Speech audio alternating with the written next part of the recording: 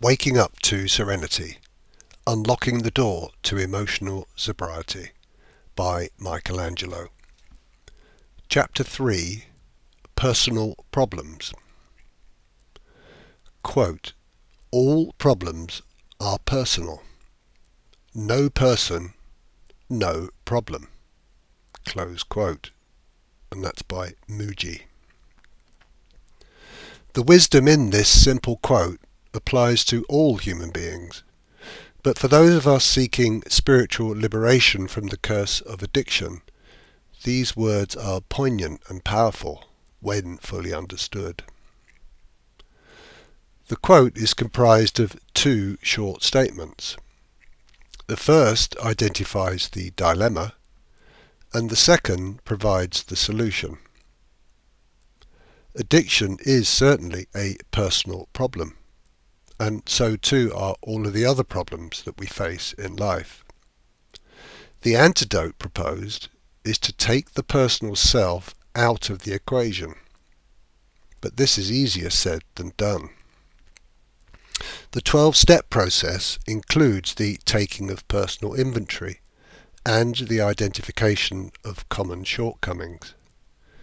We analyse the emotional disturbances in our lives and gradually come to realise that it's our reactions to circumstance that trigger the defects of character. This is a humbling experience and is the beginning of the shift towards humility. We accept that we are the problem and that significant change is needed if we are to experience contentment in sobriety. We become willing to let go of these defects, but they often continue to arise and cause us difficulties. Whatever our particular issues may be, they all arise from self-centered fear. Whether it be health, relationships, finances, work, or just day-to-day activities, it's always self-centered fear that underpins our negative reactions. Self-protection or other motives based on self drive our thinking and hence our emotions. Much of this takes place subconsciously and is very difficult to change, even when we become aware of it. So the suggestion that all problems are personal is entirely consistent with 12-step recovery and surely should be accepted as true, however unpalatable that may be. We suffer in life precisely because we take life personally. The trouble is that we believe that our life is personal. It seems ridiculous to even question this seemingly obvious fact. The logic that we all apply is very simple. I am a person, and therefore my life is personal.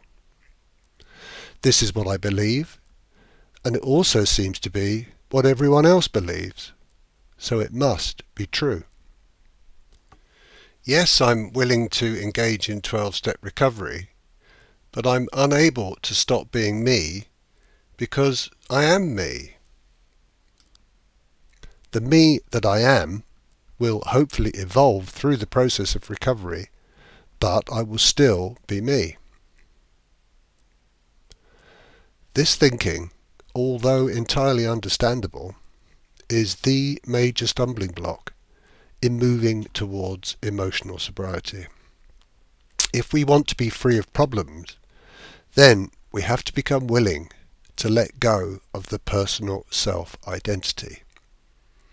If I insist on remaining as a person, then I will continue to suffer. There's no middle ground. It really is that simple. This suggestion that we should let go of being a personal self is unquestionably radical. It may even seem shocking, but it is firmly embedded in 12-step prayer. We may not have previously understood the profound implication of the wording in the prayers, but the message is crystal clear. In step 3 we pray, quote, God, I offer myself to thee, to build with me and to do with me as thou wilt. Relieve me of the bondage of self, that I may better do thy will. Close quote. In step 7 we say, quote, my Creator, I am now willing that you should have all of me, good and bad. Close quote. And in the step 11 prayer, there's a very telling line that says, quote, for it is by self-forgetting that one finds. Close quote. The theme is consistent. Relieve me of the bondage of self is clearly a reference to the personal self-identity. And I find the use of the word bondage to be very accurate. Willing that you should have all of me, good and bad, is a more significant statement than the idea of just letting go of our defects. Rather than trying to decide what we consider to be good or bad, we're encouraged to let go of our entire personal self. And for it is by self-forgetting that one finds is a powerful statement of truth. Self-forgetting is a key spiritual principle. And the suggestion here is that we will not find what we are looking for until we forget about our personal selves. We can't hide from the wisdom being shared in these prayers. If we truly want to experience emotional sobriety, then we have to be willing to let go of our personal self-interest entirely. There are no caveats. All or nothing. The great irony of recovery from addiction is that we only become willing to surrender ourselves when we are utterly desperate. The pain of a rock bottom is a powerfully motivating force. The trouble is that once the pain subsides, then the old personal identity and self-interest begin to re-establish themselves. Indeed, recovery itself is largely viewed as a personal endeavour. If you listen to the sharing in any 12-step fellowship, you will find that practically everyone is talking about their personal lives. We may acknowledge the existence and influence of a higher power, but the reference point is always how it has affected our personal lives. It's still all about me, even as we pay lip service to a higher power. This is the understandable nature of a spiritual kindergarten. If we really are going to let go of our personal identity and fully embrace a spiritual awakening, then it will be helpful to understand why we are so self-obsessed and what the alternative might be. This is not an easy subject to tackle, but I can at least share my experience and what I have discovered.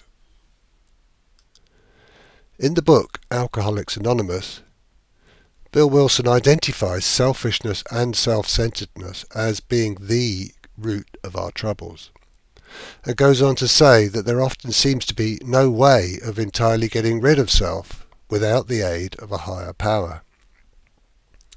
We will be covering the higher power in later chapters, but let's take a look here at what is termed the root of our troubles. I really relate to the use of the word root in this context. If we metaphorically imagine that the sum total of our troubles in this world, including our addiction, is a large bunch of stinging nettles, then clearly we have a big problem. Rather than spending our lives trying to fix or remove each of the painful and unwanted leaves, it would make sense to cut the plant at its root. This would kill off the entire problem in one swift action. However, we need to find the root before we can cut it. Ideas, opinions, and beliefs arise in our minds and are often the result of conditioning and or past experiences. Such thoughts can either be believed or ignored. We have the power of discernment to choose which thoughts to believe and which ones to ignore. If we believe a thought, then it becomes true for us. Invariably, such a belief then becomes our experience. And once an experience takes place, then this reinforces our belief. This is a continuous cycle that develops our psyche and shapes our lives. So, here is the root. The idea that I am a personal self is just a thought. This idea has been with me for my entire life. I believe this thought so strongly that it has become my experience. My interactions with others reinforce this belief that I am me and that you are you. I've never questioned this belief because it seems so obvious and is so generally accepted in our various cultures. I'm willing to examine all sorts of beliefs, but please do not ask me to question who I am. I know who I am. I am me. This belief in the personal ego self is the root which needs to be cut. Once we realize that the belief is just a conditioned thought, and that we can choose whether to believe it or not, then at least we know where the cut needs to be made. The choice is always ours to make. But if we really want emotional sobriety, then in truth we have no choice. We can't have one without the other. Returning to our analogy of the cart and the horse, it becomes obvious that we have indeed been placing all of our efforts on the cart. The strong, unchallenged belief in our personal self-identity has meant that all of our thinking, behaviour and emotional reaction to life has been based on the personal ego self. Even our actions in 12-step fellowship often remain personal, because we are generally being of service and helping others in order to improve our own recovery. We may even fully believe in a higher power and have faith that all will be well, but still our point of reference is personal. If we continue to believe in our personal self-identity, then we will always take life personally, however strong our faith may be. It is clear then that all problems are personal. There can be no emotional sobriety if we insist on holding on to personal ego identity. The root of the trouble is the belief that I am me. If I cut the root, then all of my problems evaporate. No person, no problem.